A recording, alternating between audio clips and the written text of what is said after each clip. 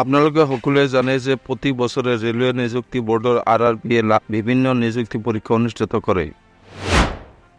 RRB কাৰিকৰী পৰীক্ষা 2024 railway নিযুক্তি বোৰ্ড RRB অনুষ্ঠিত কৰা এক গুৰুত্বপূৰ্ণ পৰীক্ষা। RRB টেকনিচিয়ান ৰিকুৱাৰমেণ্ট 2024 অধীনত হাজাৰ হাজাৰ খালী পদৰ বিষয়ে অৱগত কৰা হয়।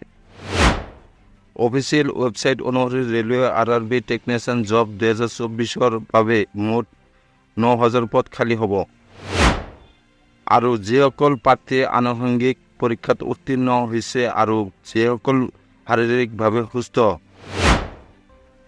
তেওঁলোকে অনলাইন যোগে আবেদন কৰিব পাৰিব। এই নিযুক্তিৰ বাবে RRB কাৰিকৰী অনলাইন পঞ্জীয়ন প্ৰপত্ৰ 9 মাৰ্চ 2024 পৰা অনলাইন আবেদন আৰম্ভ হৈছে। অনলাইন আবেদন প্ৰক্ৰিয়া শেষ হোৱাৰ পিছত কৰ্তৃপক্ষে লিখিত পৰীক্ষা অনুষ্ঠিত কৰিব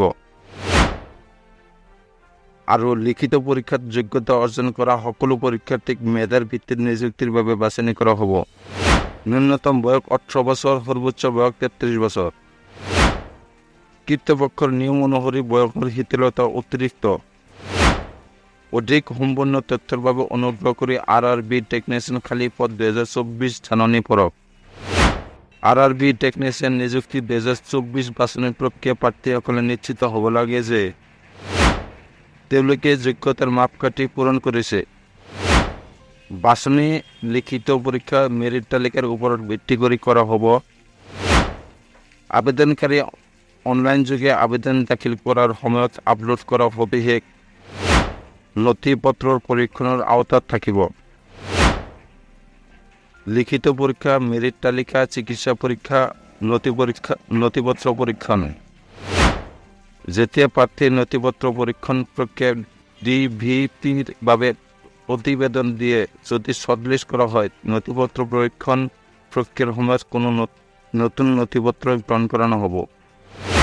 তলত দিয়া এপ্লাই অনলাইন লিংকত ক্লিক কৰক বা indianrailways.gov/in RRB technician online form 2024 official website চাওক। RRB টেকনিচিয়ান অনলাইন পঞ্জীয়ন প্ৰপত্ৰ 2024 আৰম্ভণিৰ তাৰিখ 9 মাৰ্চ 2024। RRB টেকনিচিয়ান অনলাইন আবেদন প্ৰপত্ৰ 2024 শেষ তাৰিখ 8 এপ্ৰিল 2024।